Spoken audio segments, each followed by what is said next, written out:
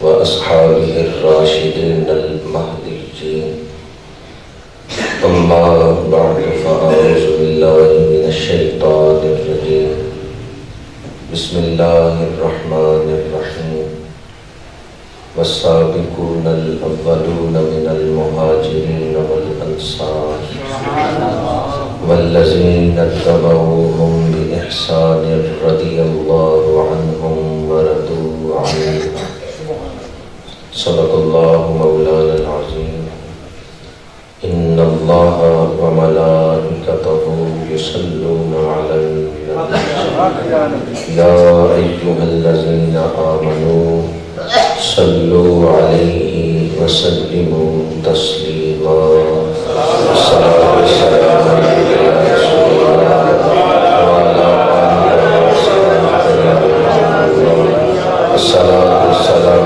عليك يا خاتم الأنبياء والمرسلين وعلى آلك وأصحابك يا رحمة للعالمين. برادران اسلام، اللہ کریم کا بے پناہ شکر ہے جس نے ہمیں جمعۃ المبارک کی برکتوں سے مستفید ہونے کا یہ موقع عطا فرمایا ہے۔ دعا ہے کہ خالق کائنات آج کے دن نازل ہونے والی رحمتیں ہم سب کو عطا فرمائے۔ خطبہ کے دوران میں نے قرآن مجید کے وہ مقدس کلمات تلاوت کرنے کا شرف حاصل کیا ہے جن میں اللہ کریم نے اسلام کے سچے خدمت گزاروں رسول اللہ صلی اللہ علیہ وسلم کے جان نثاروں کا ذکر کیا، پہلوں کا ذکر کر کے پچھلوں کے دلوں میں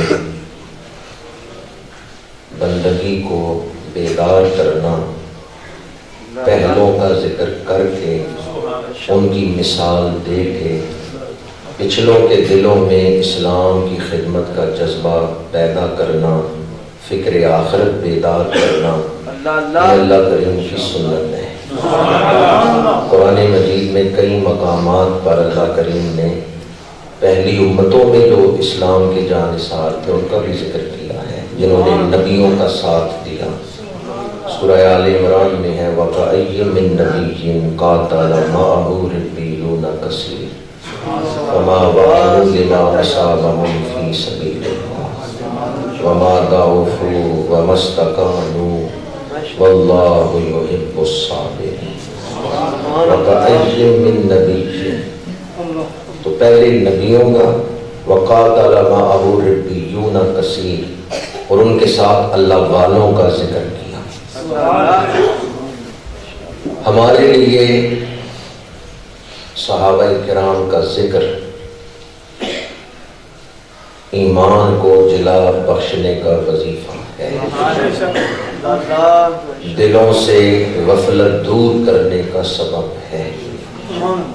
اگر ہم صحابہ کرام کا، اسلام کے ان سچے خدمت گزاروں کا ذکر کریں گے، سنیں گے، تو اس سے دل میں دنیا کی محبت گھٹ جائے گی، آخرت کی محبت پیدا ہو جائے گی اور غفلت دور ہو جائے گی۔ غفلت سب سے بڑی بیماری ہے، روحانی بیماری جو انسان کو برباد کر دیتی ہے، مہلک بیماری جو انسان کو برباد کر دیتی ہے۔ صحابہ کرام کا ذکر غفلت کو دور کرنے کا سبب ہے۔ المیہ یہ ہے کہ ہمارے ہاں لوگوں کو کرکٹ کے کھلاڑیوں کے نام تو پتہ ہیں، اداکاروں اور فنکاروں کے نام تو پتہ ہیں، سیاستدانوں کے نام تو پتہ ہیں، لیکن اپنے محسنوں کے نام نہیں پتہ، جنہوں نے قربانیاں دے کے حضور سے وفا کر کے اللہ کا دین ہم تک پہنچایا ہے، کیا وہ ہمارے محسن نہیں؟ وہی ہمارے محسن۔ لیکن آج ہم 10 صحابہ کا نام نہیں سنا سکتے، ہمیں تو چاہیے تھا کہ ہم اپنی اولادوں کو ان کے کارنامے سنائیں. ہمارا تو حق تھا، فرض تھا کہ ہم صحابہ کرام کو ایصال ثواب کرتے، ان کے بلندی درجات کے لیے دعائیں کرتے، لیکن ہمیں تو ان کا نام بھی نہیں.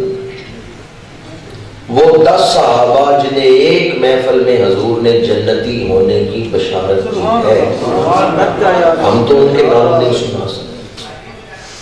آج میں آپ کے سامنے عشرہ مبشرہ میں ایک صحابی ہیں، حضرت عبد الرحمن بن عوف رضی اللہ تعالیٰ عنہ، ان کا ذکر کروں گا. اللہ تعالیٰ حق گوئی کی توفیق کرے. وہ 10 صحابہ جنہیں ایک نشست میں حضور نے جنتی ہونے کی بشارت دی، انہیں کہتے ہیں عشرہ مبشرہ. اس کا مطلب یہ نہیں کہ ان کے علاوہ کسی اور کو جنت کی بشارت نہیں دی. جنت کی بشارت ان کے علاوہ بھی انفرادی طور پر دی ہے. جنتی عورتوں کی سردار خاتون جنت، جنتی جوانوں کے سردار حسنین، تو ان کا ذکر الگ ہے، انفرادی طور پہ ہے. ایک نشست میں جن 10 صحابہ کا نام لے کے حضور نے بشارت دی وہ ہیں عشرہ مبشرہ. ان میں 4 تو ہیں خلفائے راشدین. میرا اور آپ کا فیصلہ تو قیامت کے دن ہوگا. وہ کتنے خوش نصیب ہیں جن کا فیصلہ دنیا میں سنا دیا.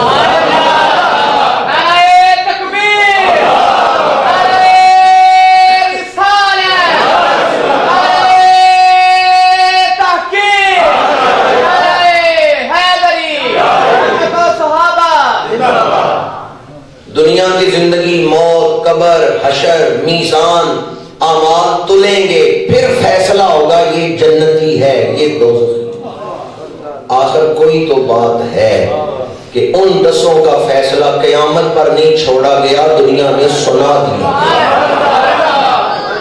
حضور نے فرمایا ابو بکر جنتی، عمر جنتی، عثمان جنتی، علی جنتی، طلحہ جنتی، زبیر جنتی، عبد الرحمن بن عوف جنتی ہیں، سعد بن ابی وقاص جنتی ہیں، سعید بن زید جنتی ہیں، ابو عبیدہ بن جراح جنتی. یہ وہ 10 صحابہ. ان 10 میں رضوان اللہ تعالیٰ علیہ مجمعین، ان 10 میں ایک ہے عبد الرحمن بن عوف. ان کی شان یہ ہے، یہ 10 میں بھی ہیں، 8 میں بھی ہیں، 6 میں بھی. 10 ہیں عشرہ مبشرہ، ان میں ایک عبد الرحمن بن عوف. 8 کون سے ہیں؟ جب ابھی تک 8 مسلمانوں نے کلمہ نہیں پڑھا اس وقت عبد الرحمن بن عوف نے کلمہ پڑھا. یعنی بالکل ابتدائی دور میں انہوں نے اسلام قبول کیا. ابھی 8 مسلمان نہیں تھے اس وقت حضرت عبد الرحمن بن عوف نے کلمہ پڑھا. اور 6 میں بھی ہیں. 6 کون سے ہیں؟ حضرت فاروق اعظم رضی اللہ تعالیٰ عنہ نے جب 6 رکنی کمیٹی بنائی تھی کہ میری شہادت کے بعد یہ آئندہ خلیفہ کا انتخاب کریں گے، اس 6 رکنی کمیٹی میں عبد الرحمن بن عوف شامل. 10 میں بھی ہیں، 8 میں بھی ہیں، 6 میں بھی ہیں. عام طور پر دیکھا گیا ہے، ایسے اصول نہیں ہے، قانون نہیں ہے، لیکن بالعموم ایسا ہوتا ہے دولت آئے تو تکبر آ جاتا ہے. لیکن جو دل حضور کی نگاہ سے تربیت پائے ہیں وہاں یہ اصول جنہ پھلنا تے نظر حضور دیے تو بے رکھ دیے کدے سکتے. جنہ پھلنا تے نظر حضور دیے تو بے رکھ دیے کدے سکتے. حضرت عبد الرحمن بن عوف رضی اللہ تعالیٰ عنہ کا دل نگاہ مصطفیٰ سے تربیت پا. عام طور پہ دولت ہو تو تکبر آ جاتا ہے. ان کے ہاں دولت کتنی ہے؟ 700 اونٹ ایک دن میں خیرات. سامان سے لدے ہوئے، اناج سے لدے ہوئے 700 اونٹ خیرات کیے ہیں. وضو کرنے کے لیے اٹھتے ہیں تو خود ہی کوزے سے پانی ڈال کے وضو کرتے ہیں، نوکر کوئی نہیں رکھا، خادم کوئی نہیں رکھا۔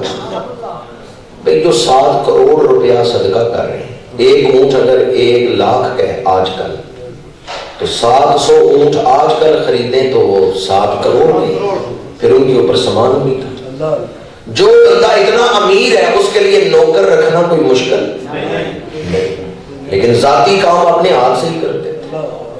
کتنی عاجزی، اپنے آپ کو ناز میں نہیں ڈالا، اپنے آپ کو ناز میں نہیں ڈالا، بلکہ عاجزی کو دل میں رکھا۔ بے پناہ دولت ہے، اپنا کام اپنے ہاتھ سے کرنا۔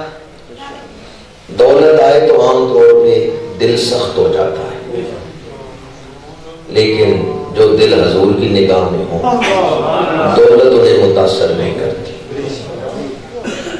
حضرت عبدالرحمن بن عوف کے پاس بڑی دولت ہے، لیکن دل کتنا نرم ہے۔ کھانا سامنے رکھا جاتا ہے، کھانا دیکھ کے رونے لگتے ہیں، اور روتے ہوئے فرماتے ہیں مصعب بن عمیر مجھ سے افضل تھے، شہید ہوئے تو اتنا کفن نہیں تھا کہ پورا جسم ڈھانپا جا سکتا، سر ڈھانپتے تو پیر ننگے ہو جاتے تھے، پیر ڈھانپتے تو سر ننگے ہو جاتے تھے۔ حضرت حمزہ مجھ سے افضل تھے، شہید ہو گئے، پورا بدن ڈھانپنے کے لیے کفن نہیں۔ پھر اپنے آپ کو مخاطب کر کے کہتے ہیں اے عبدالرحمن بن عوف، تیرے پاس اتنی دولت آ گئی، کہیں تیری نیکیوں کا بدلہ دنیا میں تو نہیں ملے؟ پھر روتے ہوئے کہتے ہیں یہ کھانا اٹھا لو، اور دعا کے لیے ہاتھ اٹھاتے ہیں، رو رو کے اپنے رب سے دعا کرتے ہیں۔ اتنی دولت اور پھر دل نرم، دل سخت نہیں، دل میں رقت ہے، دل میں تڑپ ہے، دل میں سوز ہے۔ سبب کیا ہے؟ یہ دل نگاہ مصطفیٰ سے پرورش پا۔ عبدالرحمن بن عوف وہ خوش نصیب ہیں کہ دنیا میں تو رہے ہیں پر دنیا ان کے اندر نہیں۔ آپ نے ایک موقع پر فرمایا میں دولت کماتا ہوں، لیکن میں دولت اپنے لیے نہیں کماتا، میں دولت اسلام کے لیے کماتا ہوں۔ میں دولت کماتا ہوں لیکن اپنے لیے نہیں، میں دولت کماتا ہوں مہاجرین اور انصار کے لیے، میں اہل اسلام کی خدمت کے لیے، غلاموں کے لیے، انہیں آزاد کروانے کے لیے۔ ایک دن آپ نے 30 غلام آزاد کروا، ایک دن 30 غلام۔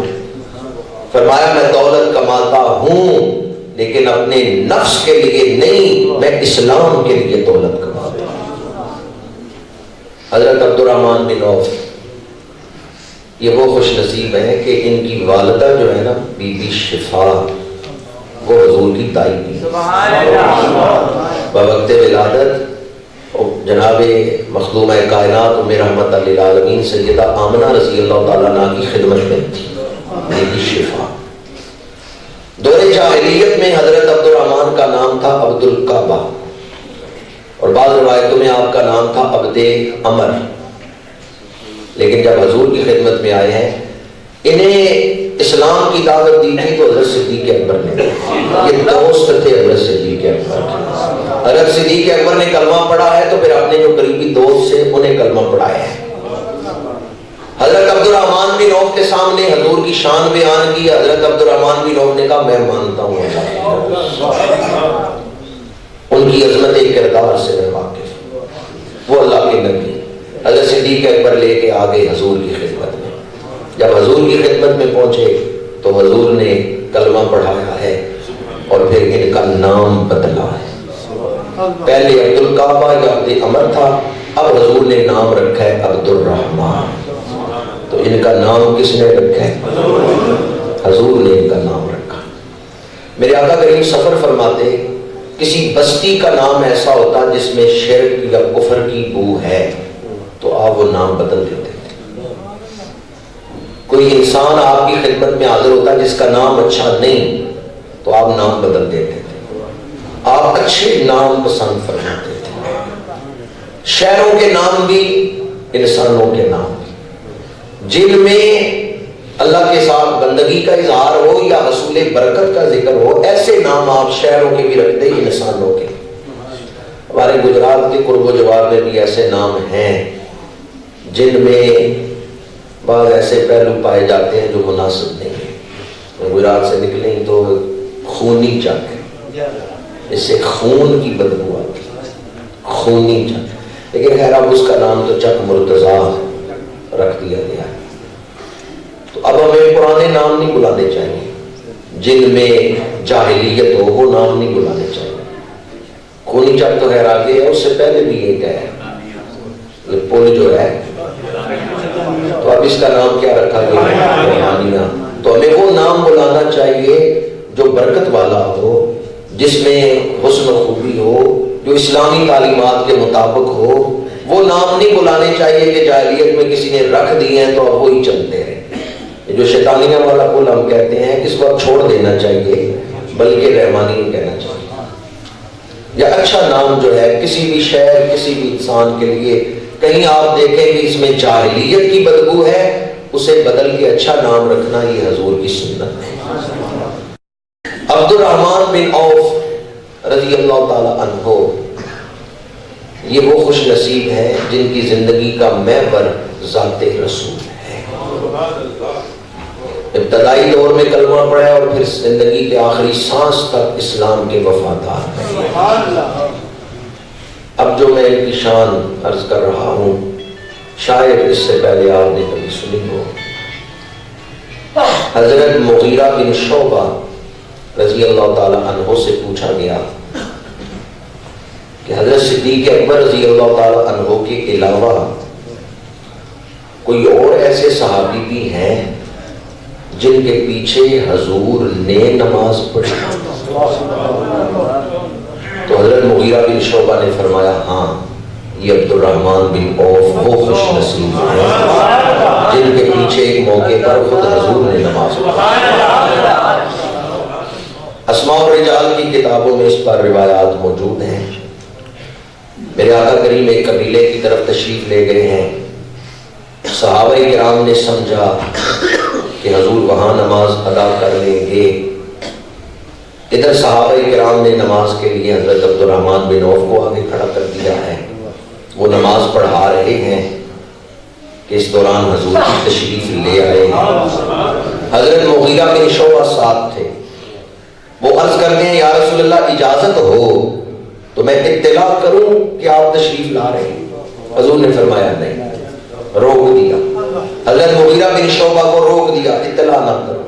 اور جب حضور وہاں پہنچے تو حضرت عبد الرحمن بن عوف نماز پڑھا رہے ہیں، آخری رکعت ہے، حضور اس میں شامل ہو گئے۔ اے عبد الرحمن بن عوف، آپ کو یہ سعادت مبارک ہو۔ اللہ اکبر، کیا شان ہے! امام الانبیاء سعادت بخش رہے ہیں اپنے غلام کو۔ دعا تو حضور کی بے پناہ شان رکھتی ہے، لیکن جبہ بھیجے حضرت ویسے کرنے کی طرح کہ میری امت کے لیے دعا کرنا، تو جبہ اس لیے بھیجا کہ ویسے کرنی سے لوگ واقف ہو جائیں، ورنہ حضور کی دعا کے بعد کسی کی دعا کی ضرورت ہی نہیں۔ تو حضور اپنے غلاموں کی شان ظاہر بھی فرماتے ہیں کہ دنیا ان کو پہچان لے، ان کا ادب کرے یا ان سے کچھ حاصل کرے۔ حضور نے حضرت ویسے کرنی کی شان ظاہر کرنے کے لیے جبہ بھیجا اور فرمایا میری امت کے لیے دعا کر۔ آج عبد الرحمن بن عوف کی شان ظاہر کرنی ہے، مغیرہ بن شعبہ سے کہہ خاموش رہو، اطلاع نہ کرو، آج عبد الرحمن بن عوف کی شان امت کو بتا۔ حضور صف میں کھڑے ہو گئے، نماز سے فارغ ہوئے تو فرمایا اللہ کے نبی کا وصال نہیں ہوتا جب تک اپنی امت کے مرد صالح کے پیچھے وہ نماز نہ پڑھے۔ یہ سند بھی عطا کر دی کہ عبد الرحمن بن عوف مرد صالح۔ حضرت عبد الرحمن بن عوف کو ایک اور سعادت بھی حاصل ہے، دومت الجندل کے لیے ایک لشکر دے کر قبیلہ بنو کلب کی طرف حضور نے انہیں بھیجا، تو حضور نے انہیں اپنے پاس بٹھا کے اپنے ہاتھوں سے امامہ شریف وہ امامہ شریف انہوں نے بطور خاص سنبھال کے رکھا. جب بھی کوئی خاص موقع ہوتا تو وہی امامہ شریف پہن کے آتے اور لوگوں سے پوچھتے تھے پتہ ہے یہ امامہ شریف کس نے میرے سر پہ باندھا؟ جس دن حضرت عثمان غنی کا انتخاب تھا اس دن بھی آپ وہی امامہ شریف پہن کے، اور جب آپ فیصلہ سنانے لگے تو فرمایا میرے سر پہ وہ امامہ ہے جو اللہ کے رسول نے اپنے ہاتھوں سے باندھا. میں اس کی نسبتوں کو، اس کی برکتوں کو پیش نظر رکھ کے یہ فیصلہ سنا رہا ہوں. کسی خاص موقع پر، کسی خاص اجتماع میں آپ آتے تو وہی امامہ شریف پہن کے جو حضور نے اپنے ہاتھوں سے باندھا، اور پھر کے لوگوں کو بتاتے تمہیں پتا ہے یہ کس نے میرے سر پہ باندھا؟ اے عبد الرحمن بن عوف، بارگاہ نبوت سے جو عظمتیں آپ کو ملی ہیں ان پر آپ کو مبارک. مردوں پر ریشمی کپڑا حرام ہے، لیکن دو ایسے صحابی تھے جنہیں حضور نے اس حکم سے مستثنا کیا. ان میں ایک حضرت زبیر تھے، زبیر بن عوام، اور ایک حضرت عبد الرحمن بن عوف. انہیں حضور نے اس حکم سے مستثنا کیا. حضرت عبد الرحمن بن عوف کو ایک سعادت یہ بھی حاصل تھی کہ جب امہات المومنین سفر کرتی تھیں تو امہات المومنین کی سواریوں کے پیچھے چوکیدارے کا کام ہی کتنی بڑی سعادت ہے، اور ان پر کتنا اعتماد کیا گیا ہے حضور کے گھر سے. امہات المومنین سفر کرتی تو ان کی سواریوں کے پیچھے عبد الرحمن بن عوف کی سواری ایک چوکیدار بن کے جا رہی ہے. حتیٰ کہ دور فاروقی میں، دور عثمانی میں آپ کو امیر الحج بنا کے بھیجا گیا، امیر الحجاج. حج کے تمام مناسک آپ کی سربراہی میں ادا کیے جانے ہیں، اور اس حج میں امہات المومنین بھی آئی ہوئی ہیں. اگر کوئی آپ کو کہتا نا امیر الحجاج تو آپ فرماتے نا مجھے امیر الحجاج نہ کہو، مجھے امہات المومنین کا خادم کہتے. اور ڈیوٹی وہاں بھی نہیں چھوڑی، وہاں بھی امہات المومنین کی سواریاں چلتی تو آپ اپنی سواری پیچھے رکھتے. اس لیے حضرت ام سلمہ رضی اللہ تعالی عنہا نے دعا فرمائی، یا اللہ عبد الرحمن بن عوف کو سلسبیل جنت سے سیراب فرما، جنتی نہر سلسبیل سے اس کو سیراب فرما. حضرت عبد الرحمن بن عوف نے 75 سال اس عالم آب و گل میں بسر فرمائے. 75 سال آپ کی عمر مبارک ہوئی اور مدینہ منورہ میں آپ کا وصال ہوا. جب آثار وصال ظاہر ہوئے تو صحابہ کرام ام المومنین حضرت عائشہ صدیقہ رضی اللہ تعالی عنہا کی خدمت میں آئے اور عرض کیا کہ حضرت عبد الرحمن بن عوف پر ایسے آثار ظاہر ہو چکی ہیں کہ بہت جلد ان کا وصال ہونے والا ہے. اگر آپ کی طرف سے اجازت ہو تو جب ان کا وصال ہو جائے تو ہم ان کی قبر اسی حجرے میں بنائیں جہاں حضرت صدیق اکبر اور فاروق اعظم رسول اللہ کے پہلو میں آرام کریں. ام المومنین حضرت عائشہ صدیقہ رضی اللہ تعالی عنہا سے اجازت مانگی گئی کیونکہ وہ حجرہ سیدہ عائشہ تھا. تو ام المومنین نے فرمایا ہاں عبد الرحمن اس کا حقدار ہے. انہوں نے مشکل دور میں کلمہ پڑھا، پھر اسلام کا ساتھ دیا اپنے مال کے ساتھ اور اپنی جان کے ساتھ، کہ غزوات میں بھی شامل ہوئے ہیں. وہ 10 میں بھی ہیں، وہ 8 میں بھی ہیں، وہ 6 میں بھی ہیں. حضور کے اہل بیت عبد الرحمن بن عوف پر بڑے خوش ہیں. ام المومنین نے فرمایا ہاں میری طرف سے کوئی رکاوٹ نہیں، میری طرف سے اجازت ہے، لیکن پہلے عبد الرحمن بن عوف سے بھی پوچھ لو، ابھی ان کا وصال نہیں ہوا. ام المومنین نے اجازت دے دی. اب صحابہ آئے حضرت عبد الرحمن بن عوف کے پاس اور کتنے ادب سے بات کی ہے.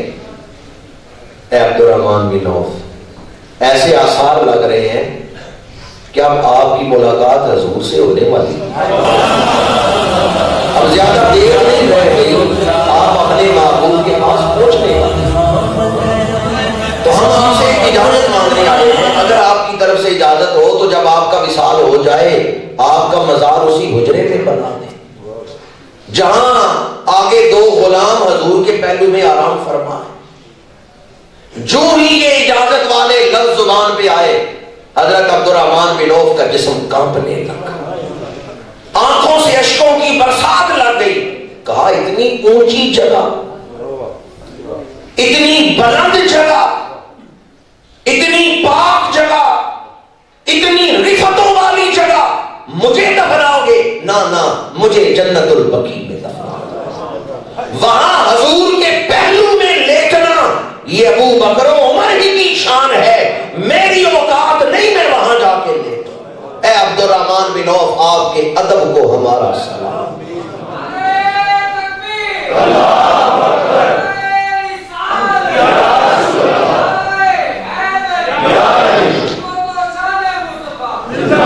ان کی شان کتنی ہے، اللہ کے رسول نے انہیں جنتی ہونے کی بشارت دی۔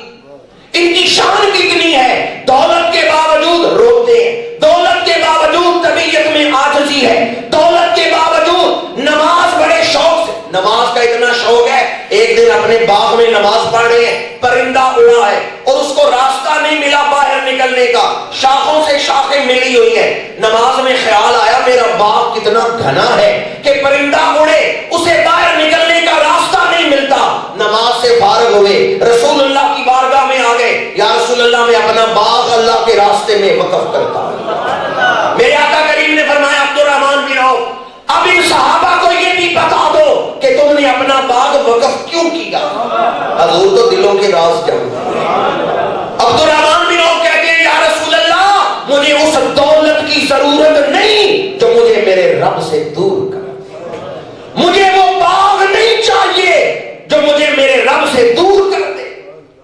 آج نماز میں میرا دھیان تقسیم ہو گیا، میرا دھیان بٹ گیا، باغ کی طرف دھیان چلا گیا، اس باغ نے اپنی طرف مجھے متوجہ کر لیا، میں اسے اللہ کے راستے میں وقف کرتا ہوں۔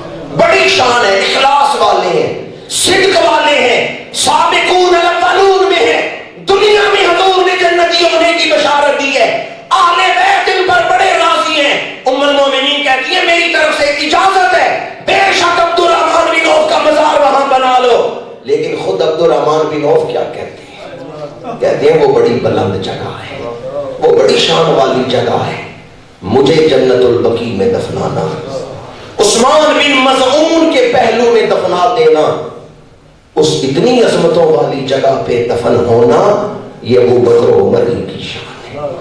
کیا مقدر ہے صدیق و فاروق کے، جن کا گھر رحمتوں کے، جن کا گھر رحمتوں کے، اے زائر حرم تو کیا جانے یہ کون سی جگہ ہے۔ بریلی کے تاجدار کہتے ہیں حرم کی زمین اور قدم رکھ کے چلنا، ارے سر کا موقع ہے اور جانے والے۔ اعلیٰ حضرت فرماتے ہیں پوچھتے ہو کہ ان جالیوں کو، ان دیواروں کو بوسہ دے سکتے ہیں یا نہیں؟ تم شکر کرو کہ یہاں سانس لے رہے ہیں، تمہارے گندے ہونٹ کب اس لائق ہے کہ ان جالیوں کے ساتھ لگ سکے۔ ہمیں پتہ نہیں، علم نہیں کہ اس مقام کا ادب کتنا ہے، مقام کتنا ہے۔ حضرت عبدالرحمن بن عوف نے ادب کیا ہے، اور آج جن کانوں تک میری آواز پہنچ رہی ہے ہاتھ بے شک نہ اٹھائیں لیکن اپنے دل سے اس ادب کو سلام پیش کریں۔ اے عبدالرحمن بن عوف، آپ کے ادب کو آج گجرات کے غلام سلام کرتے ہیں۔ آپ نے ادب کیا، اس جگہ کا ادب، اس مقام کا ادب امت کو بتا دیا ہے۔ بے شک میں عشرہ مبشرہ میں ہوں لیکن وہ جگہ بھی تو بڑی اعلیٰ ہے، وہ مقام بھی تو بڑے ادب والا ہے۔ حضرت عبدالرحمن بن عوف کا وصال ہوا، حضور مولا کائنات شیر خدا کرم اللہ وجہہ الکریم کی بارگاہ میں خبر پہنچی عبدالرحمن بن عوف کا وصال ہو گیا ہے۔ حضور حیدر کرار نے فرمایا اس دنیا میں جو ستھری چیزیں ہیں وہ عبدالرحمن بن عوف نے لی ہیں اور گندیوں کو چھوڑ دیا ہے، اس دنیا کی میل سے اپنے آپ کو بچا لیا ہے اور اس دنیا کا ستھرا حصہ انہوں نے اپنے لیے پسند کیا ہے۔ حضرت سعد بن ابی وقاص، یہ بھی عشرہ مبشرہ میں، جب انہیں پتا چلا کہ حضرت عبد الرحمن بن عوف کا وصال ہو گیا ہے تو حضرت سعد بن ابی وقاص نے کہا واہ جبلا، استقامت کا پہاڑ تھے عبد الرحمن بن عوف، استقامت کا پہاڑ، کوئی دنیاوی چیز انہیں استقامت سے ہٹا نہیں سکی، کوئی منصب اور کوئی دنیا کی مصروفیت اور کوئی دنیا کی نعمت انہیں اپنے رب سے دور نہیں کر سکی۔ دنیا آئی ہے ان کے پاس لیکن ناک رگڑتے ہوئے آئی، دنیا آئی ہے ان کے پاس لیکن یہ اپنے مقام پر کھڑے رہے ہیں، یہ غافل نہیں ہوئے۔ حضرت سعد بن ابی وقاص نے کہا اے عبد الرحمن بن عوف، آپ استقامت کا پہاڑ تھے۔ آج ہمارے لیے ان صحابہ کی زندگی مشعل راہ ہے۔ میں نے شروع میں کہا تھا ہمیں کرکٹ کی ٹیم کے کھلاڑیوں کے نام پتا ہے، صحابہ کے نام نہیں پتا۔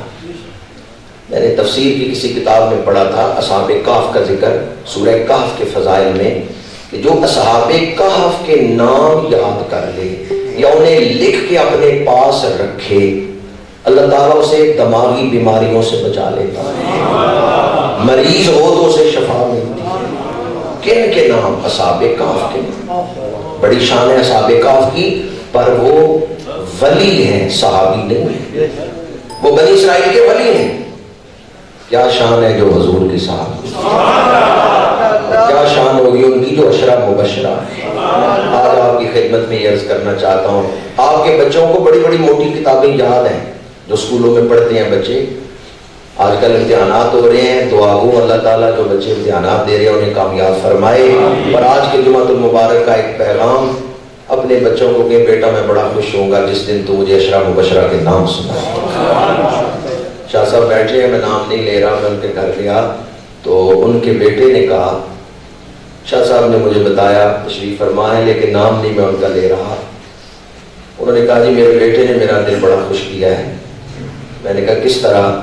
انہوں نے کہا میرے بیٹے نے کہا ابا جی میں نے آپ کو سونے کا تاج پہنانا ہے۔ میں نے کہا تو اسکول پڑھتا ہے، تو نے کس طرح مجھے سونے کا تاج پہنانا ہے، تو کو کماتا تو نہیں؟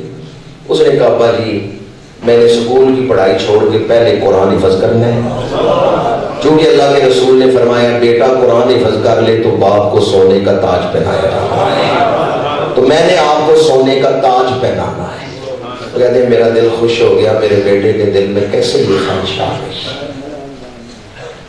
بیٹا ایسا ہے جو اپنے باپ کے لیے یہ جذبات رکھتا ہو، میں نے اپنے باپ کو سونے کا تاج پہنانا۔